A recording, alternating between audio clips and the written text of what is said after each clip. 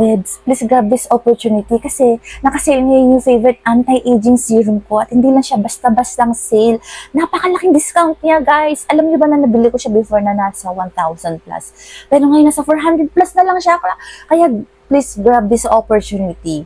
At hindi na ako magpapatumpik-tumpik pa. Ito ay ang Duha Gold Intense Anti-Aging Serum. This is one of my favorite anti-aging serum kasi nakakatulong talaga siya mag-lift ng skin mo, to make it supple, nakaka-less ng wrinkles, and at the same time, may gold, real gold talaga siya, real gold flakes na nilalagay sa mukha mo. O, hindi pa ba plus yun?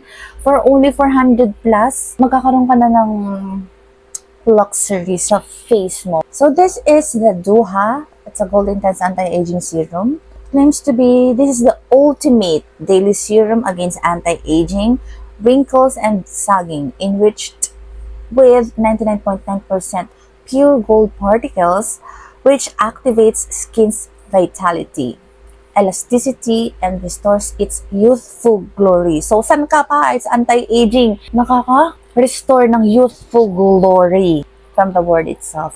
Restores youthful glory. So, actually, totoo yung kiniklaim nila.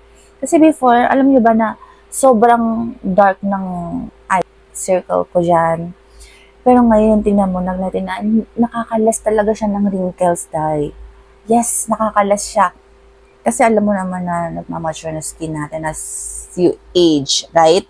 And para naman mabawasan na or mag-slow down yung aging process natin, this Gold Intense Anti-Aging Serum will help you to restore your youthful glow. So grab yours now. Sayang yung sale.